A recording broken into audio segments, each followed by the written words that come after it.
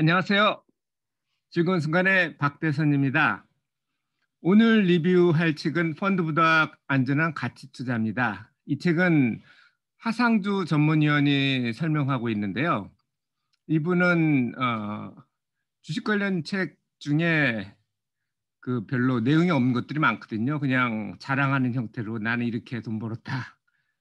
혹은 뭐 이론적인 설명만 하는 경우도 있는데 이 책은 나름대로 쉽지는 않아요. 하지만 나름대로 기본적인 가치 투자에 대해서 개념을 설명하고 있기 때문에 읽어보시고 펀드를 하시는 것보다는 가치 투자를 직접 하시는 게 좋고 정 아니면 그냥 수수료가 저렴한 ETF를 하시는 게 좋습니다. 그게 이 책의 결과고요. 그럼 이 책에 대해서 먼저 들어가겠습니다. 이 책처럼 펀드보다 안전하다는 얘기는 맞고요. 그런데 초보자라 더 강하다라는 거는 좀 모르겠습니다. 이게 생초보자가 볼 책은 아닙니다. 최소한 가치 투자 관련된 제가 리뷰했던 현명한 투자자라든지 아니면 위대한 기업에 투자하라 이런 가치 투자의 기본적인 고전들이 있잖아요.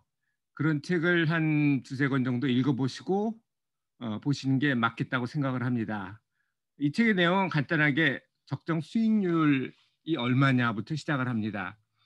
뭐 어떤 사람은 뭐 20%, 30%, 뭐 따더블 뭐 이런 사람도 있는데 그거는 기대하시면 안 되고요. 그러려면 차라리 복권을 하십시오. 복권을 하시면 경마나 따더블 이런 게 가능한데 물론 기대 수익률은 기대값은 반밖에 안 돼요. 500원짜리 복권을 사면 250원밖에 안 됩니다. 사자마자. 그거보다는 이게 나은데 어쨌든 적정 수익률이 어떤 것인지 그러면 가치는 얼마가 적정한지 가치보다 높다 그러면 팔아야 되고 싸다 그러면 그때 사는 거죠. 그래서 어떻게 포트폴리오를 구성하는 게 좋은지 뭐 이런 것들이 나오죠. 그러면 적정 수익률부터 보시겠습니다. 주식 수익률이 국채 수익률보다 높아야 되는 거는 전부 인정할 겁니다. 왜냐하면은 국채 같은 경우는 나라가 망하기 전에는 상환을 못 받을 부도날 위험이 없고 그리고 상환을 받는 게 그 이자로 정해져 있죠. 그 이자라는 것도 사실은 리스크가 약간 있긴 있어요. 예를 들어서 인플레이션이 엄청나게 되면은 마이너스가 될 수도 있죠. 하지만 다른 거에 비해서는 적어도 수치적으로는 안전합니다. 그리고 국채 중에서 가장 거래가 활발한 게 3년물이거든요. 그래서 주식 수익률을 계산을 할 때는 3년 만기 국채 수익률 플러스 알파입니다. 이게 리스크 프리미어죠. 더 위험한 거니까 더 많이 받아야 된다는 겁니다. 예를 들어서 돈을 나라에 빌려줬을 때 하고 뭐 옆에 직업도 없고 쓰기만 하는 사람한테 빌려줬을 때하고 수익률이 다르죠. 왜냐하면 상환 받을지 안 받을지에 대해서 확실치가 않기 때문에. 그래서 제가 조사를 해봤어요. 그래서 2000년대 최근 20년 동안 국고채 3년 평균 금리가 얼마인지 봤더니 3.5%였습니다. 지금은 1%밖에 1%도 안 돼요. 0.8%인가 9%인가 그 정도입니다. 그리고 코스피 같은 경우는 평균표를 보니까 14.5였어요. 퍼의 역수가 주가 수익 비율이죠. 그거 1을 갖다 14.5로 나누면 6.9%가 됩니다. 그거로 보면 주식 리스크 프리미엄은 3.4%라고 최근 20년 동안 볼 수 있습니다. 그러면 뭐 부동산은 얘기는 안 나왔는데요. 제가 추가로 넣었습니다. 주식보다 부동산이 더 안전한 건 다 아실 거예요. 그러면 당연히 주식 리스크보다는 부동산 리스크가 더 적을 거고 부동산 리스크 프리미엄은 3.4%보다 낮다는 결론이 나옵니다. 실제로 오피스텔 같이 수익용 부동산 같은 경우는 한 4 내지 5% 정도로 돼 있으니까 3년 만기 국채 수익률보다는 한 1% 정도가 높고 그걸 리스크 프리미엄이라고 볼 수도 있죠. 자, 리스크 프리미엄이 있는데 국채를 갖다가 뭐 부채를 얻어가지고 국채 투자한 사람은 없을 거예요. 왜냐하면은 보통 부채를 얻으면 국채 만기 수익률보다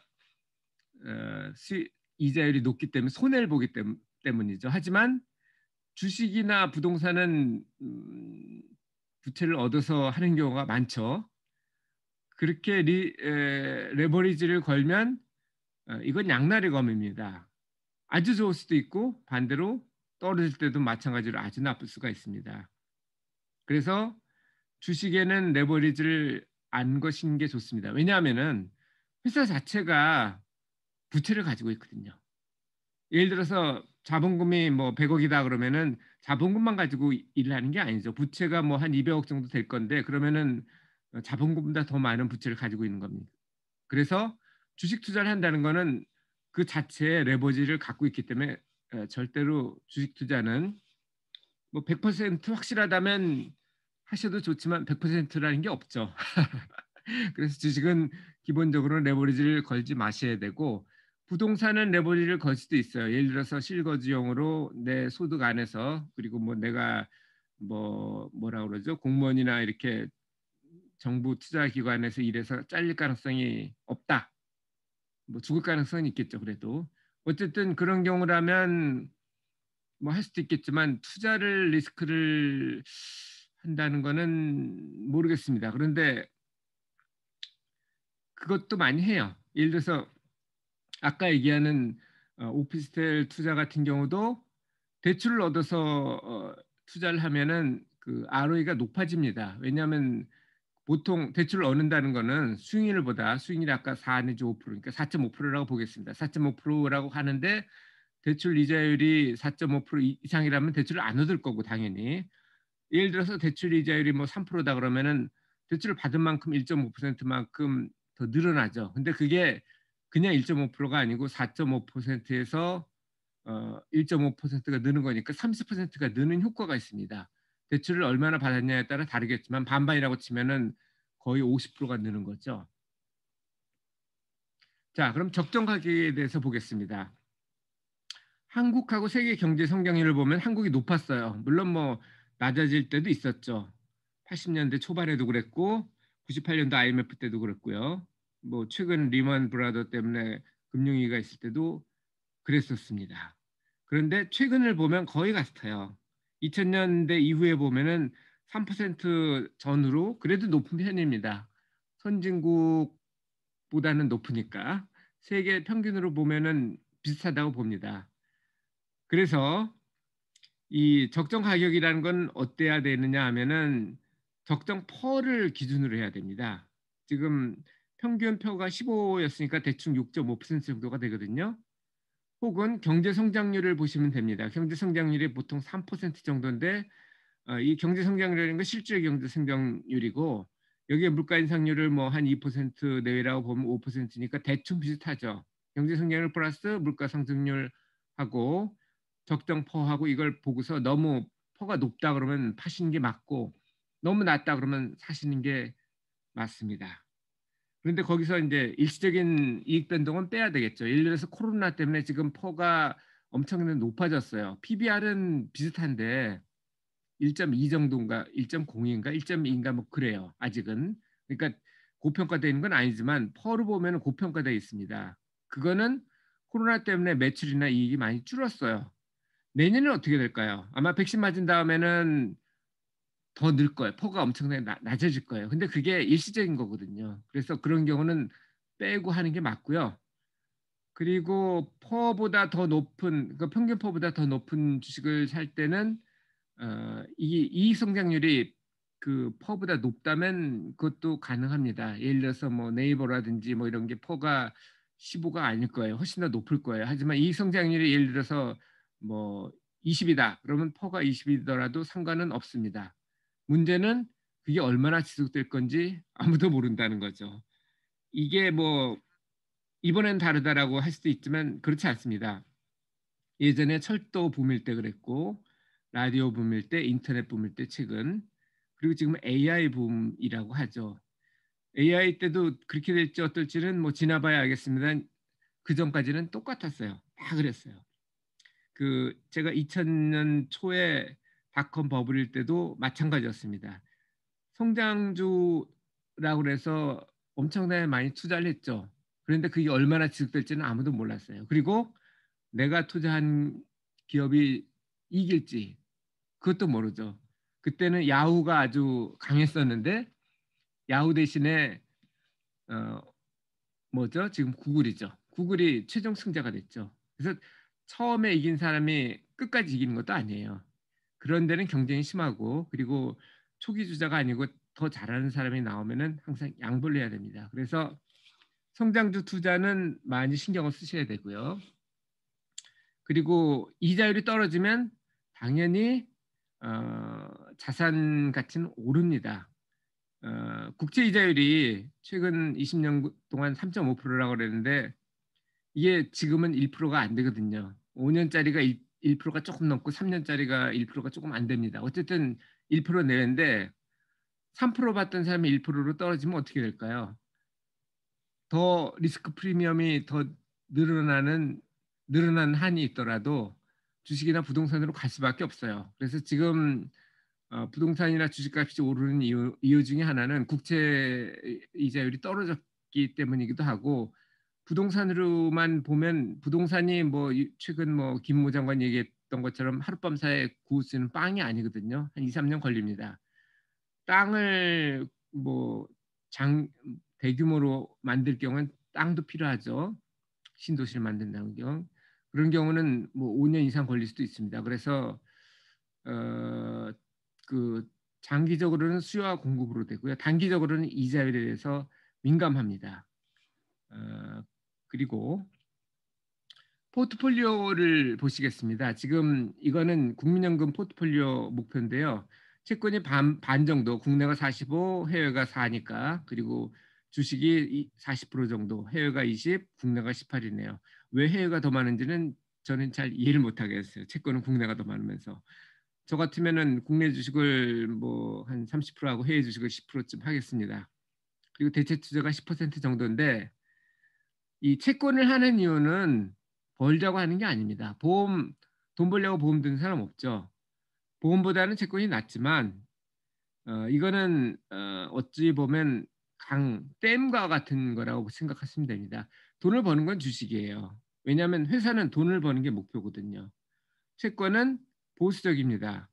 주식값이 떨어지면 그때 채권을 팔아서 주식을 사기 위해서 채권을 투자를 하는 거예요. 반대로 주식값이 오르면 고평가됐을 확률이 높기 때문에 아까 얘기한 적정 가격 이상이라 그러면은 주식을 팔아서 채권을 사시면 됩니다. 왜냐하면 떨어지면 다시 매입을 해야 되기 때문에. 그래서 이자 수익이 중요한 게 아니고 주식 폭락 시 매입하고 폭등 시 매도하는 그런 용도로 현금을 가지고 있을 수는 없잖아요. 이렇게 얘기를 하는데 이것도 3년물보다는 피터린치 같은 경우는 그냥 90일짜리 재무부 증권을 어, 사라고 했어요. 왜냐하면 3년짜리는 이자율 변동 때문에 손해를 볼 수도 있거든요. 오히려. 그래서 우리나라로 얘기하면 뭐 CMA나 이런 것들이 맞을 겁니다. 그리고 포트폴리오를 할 때도 채권, 뭐 주식, 부동산 이렇게 포트폴리오를 하는 게 다가 아니고요. 우량한 거로 해야 됩니다. 그러니까 옆집에 소득이 없는 사람이 사업한다고 그랬을 때 돈을 빌려주는 그런 채권이 아니고 국채나 CMA처럼 상환이 보장된 채권의 포트폴리오를 두셔야 되고요. 채권은 주식은 우량주를 하셔야 돼요. 이 회사가 망할지 안 망할지 모르는데 그냥 주식을 내가 30% 갖고 있다. 그래서 그게 포트폴리오가 되는 게 아니고요. 워런 버핏 정도의 사람은 한 10개 종목으로 우량주를 분산하고요. 물론 뭐 집중하는 편입니다. 다른 경우는 뭐 20개 정도를 하는 경우가 일반적입니다. 항상 중요한 거는 우량주를 사셔야 돼요. 그러니까 주가 수익 비율이 우수한 거를 사셔야 되고요. 부동산도 마찬가지예요. 그냥 제 친구의 아버지가 뭐 기획부동산에 속아서 김천에 무슨 땅을 사셨는데 장례삼을 한다고 아직까지도 수십 년 지났는데 본전을 못 찾고 계십니다. 그래서 여러분 부동산을 하시면은 누구나 원하는 곳에 사셔야 돼요. 부동산의 특징은 어, 위치거든요. 역세권을 하셔야 됩니다. 역세권 상가를 하시든 오피스를 하시든 뭐 주택을 하시든 뭐 그거는 상관이 없는데 누구나 원하는 곳에 하셔야 돼요. 자, 그러면 오늘 여러분이 접한 가치 투자에 대한 소감은 어떤가요? 제가 처음에도 말씀드렸지만 펀드보다는 공부를 하셔서 가치 투자를 하시는 게 좋고요. 가치 투자 공부하는 게 싫다 그러면 그냥 수수료가 저렴한 ETF를 하세요. ETF 펀드 수수료는 2% 내외지만 ETF 수수료는 0.07%인가 뭐 그 이하고 요즘엔 더 떨어졌습니다. 경쟁이 붙어서. 그리고 수익률은 펀드는 시장 수익률 이하지만 95%가 그래요. ETF는 시장 수익률과 거의 근접합니다. 제일 좋은 거는 적포주를 10개 이상으로 나눠서 사시고 매년 포트폴리오 변경을 하시면 돼요. 많이 올라서 포가 떨어졌다. 혹은 뭐 배당 수익률이 될 수도 있습니다. 저번 리뷰할 때 제가 배당 수익률하고 저포하고 언제 투자한지 설명을 드렸죠. 그걸 보시면 될 거고요. 혼자 하지 마시고 여러분하고 같이 공유를 해서 어, 공부를 하시면 더 좋고요. 제가 최근에 저는 10년 전에 밸류 리더스라는 가치 투자 독서 클럽에서 활동을 했는데 지난주인가 지난주에 거기에 강사 저자 특강을 들었어요. 거기 보니까 어떤 분이 제가 기억은 잘 안 나는데 뭐 어디였지? 그 무슨 포스 포스코인가? 아니, 포스코가 아니고 아무튼 좋은 대학교를 나와서 개발 전공을 해서 석사까지 하셨나 해요. 그래서 회사를 차렸는데 그게 카톡인가? 거기서 샀답니다. 그래서 갑자기 돈이 없다가 생겨가지고 펀드에다 맡겼는데 영 수익률이 형편없더래요. 그래서 직접 공부를 하셔서 투자를 해서 엄블레라 뭐 이런 내용으로 소개를 하셨는데 어, 그분도 말씀하시는 게 직접 공부를 해서 투자하는 게 낫다. 그런데 어, 누가 질문을 했어요. 그 수강생 중에 하나가. 어, 근데 그냥 그 원래 받은 거는 카톡 주식으로 받았거든요. 현물 교환해가지고. 그거 갖고 있는 게 더 낫지 않았나요? 그랬더니 지나고 보니까 그랬다는 얘기가 있습니다. 어쨌든 여러분한테 제가 드릴 말씀은 펀드 주식은 하셔야 되고요. 펀드에 하시는 것보다는 직접 하시는 게 좋고 귀찮다 그러면 그냥 수수료가 저렴한 ETF 타이거 200 같은 게 아마 수수료가 저렴한 거로 제가 기억하고 있는데 다른 것도 비교해 보세요. 저는 뭐 타이거하고 전혀 관련이 없는 사람이고요. 제가 권유드리고 싶은 거는 돈은 그렇게 버시고 포트폴리오는 주기적으로 어, 검토를 하시는 게 좋지 않나 이렇게 생각을 해봅니다. 그럼 오늘은 여기까지 책 리뷰를 했고요. 다음에 또 더 좋은 책을 가지고 리뷰를 하도록 하겠습니다. 감사합니다.